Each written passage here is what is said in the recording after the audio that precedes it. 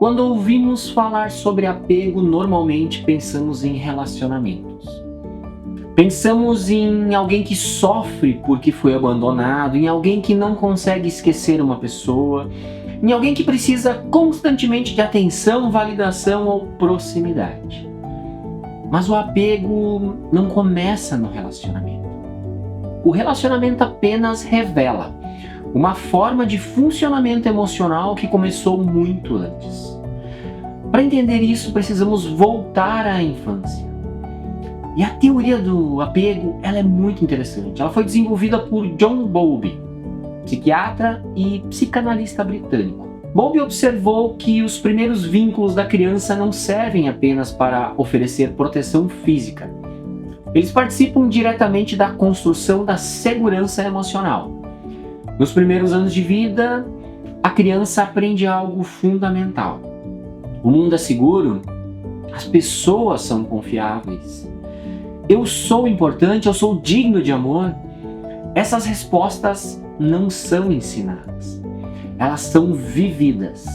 E justamente dessa experiência que surgem os padrões de apego. O apego seguro. Quando a criança encontra uma presença emocional relativamente consistente, ela tende a desenvolver aquilo que Bowlby chamou de apego seguro. Isso não significa pais perfeitos, significa pais suficientemente disponíveis. A criança aprende que pode sentir, pode errar, pode precisar, pode se afastar e depois retornar. Ela desenvolve uma base interna de segurança. Na vida adulta, isso costuma parecer assim: meu parceiro ainda não me respondeu. Ele deve estar ocupado.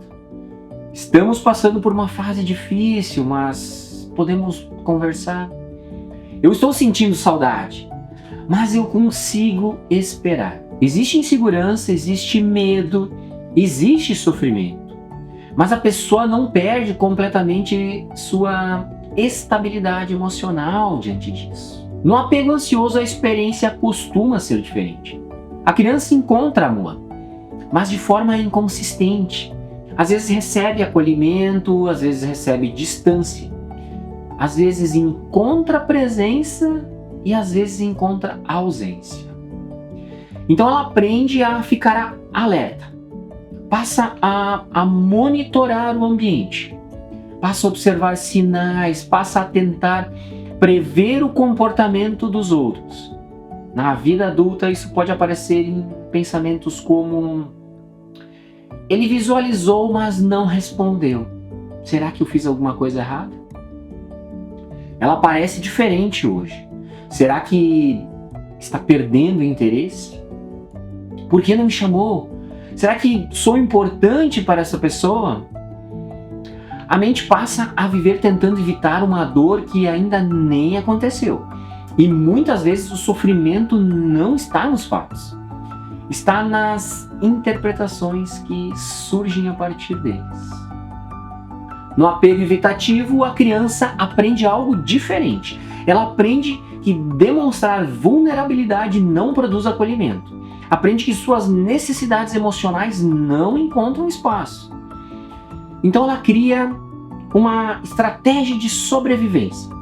Passa a depender menos dos outros, passa a esconder as emoções, passa a acreditar que precisa lidar com tudo sozinho. Na vida adulta isso costuma parecer assim: eu não preciso de ninguém, preciso resolver sozinho. Relacionamentos dão muito problema.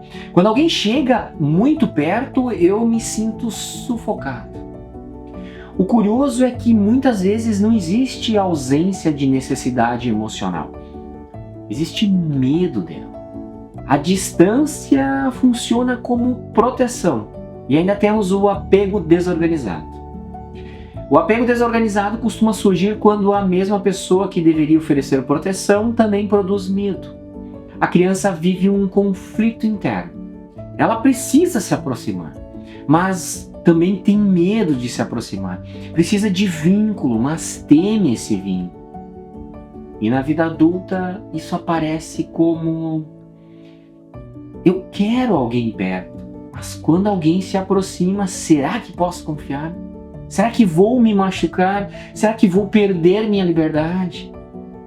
Ou vou ser abandonado?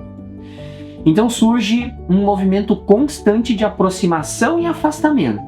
A pessoa busca aquilo que também tem. E até aqui falamos dos tipos de apego. Mas existe uma questão ainda mais profunda.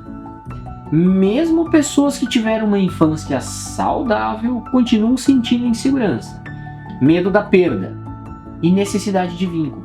Por quê? Porque existe algo que vai além da infância. Na psicanálise fala sobre uma falta estrutural. O ser humano nunca experimenta uma sensação de completude permanente. Sempre existe algo faltando. Sempre existe uma busca. Sempre existe um desejo. O problema começa quando tentamos transformar outra pessoa na solução definitiva para essa falta. Nenhum relacionamento consegue produzir completude absoluta. Nenhuma pessoa consegue preencher tudo aquilo que esperamos dela. E quando acreditamos que isso é possível, começamos a sofrer. A teoria do apego explica como aprendemos a nos vincular. Mas a psicanálise acrescenta outra pergunta. Por que continuamos repetindo esses padrões durante tantos anos? Porque essas estratégias não ficam apenas nos relacionamentos. Elas passam a fazer parte da identidade. A criança que precisou agradar para receber amor pode se tornar o adulto que vive buscando aprovação. A criança que precisou ser forte pode se tornar o adulto que nunca pede ajuda. A criança que viveu o abandono pode se tornar o adulto que vive antecipando rejeições. Com o passar do tempo, essas estratégias deixam de parecer estratégias. Passam a parecer personalidade. Passam a parecer quem a pessoa é. E aqui chegamos a um ponto mais profundo de todos. As pessoas acreditam que estão apegadas ao parceiro, ao relacionamento, à validação, ao reconhecimento, mas frequentemente o apego está em outro lugar. Está na identidade construída ao longo da vida, ao forte, ao rejeitado, ao salvador, ao abandonado, ao que precisa ser aprovado, ao que precisa ser amado, ao que aprendeu a sobreviver daquela maneira. Por isso gera tanto medo. Porque mudar não significa apenas abandonar um comportamento. Significa abandonar uma forma antiga de existir. E surge uma pergunta importante. Quem você seria sem essa identidade?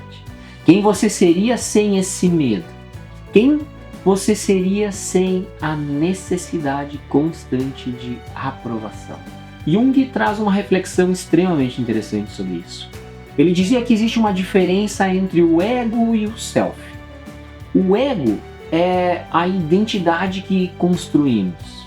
O self representa algo mais profundo. A totalidade daquilo que somos. Aquilo que existe para além dos papéis, das adaptações e das estratégias de sobrevivência.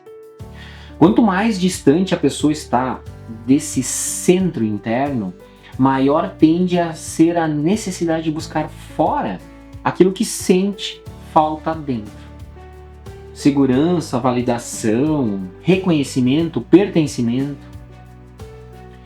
A individuação é justamente o processo de aproximação desse centro. Não para eliminar a falta humana, mas para reduzir a dependência de buscar no mundo aquilo que deveria ser construído dentro. Quando olhamos profundamente para o apego, percebemos que ele não fala apenas sobre relacionamentos. Ele fala sobre infância, sobre segurança emocional, sobre identidade, sobre a forma como aprendemos a existir. E talvez a descoberta mais importante seja: o apego mais profundo raramente está no outro. Ele costuma estar na identidade que construímos para sobreviver. Amadurecer emocionalmente não significa deixar de amar, não significa deixar de criar vínculos. Significa construir uma relação tão sólida consigo mesmo que o amor deixa de ser uma tentativa de preenchimento e passa a ser um encontro. Porque no final das contas, a pergunta não é por que eu me apego tanto. A pergunta é quem eu me tornei para sobreviver e quem eu poderia ser além disso. Até o próximo vídeo.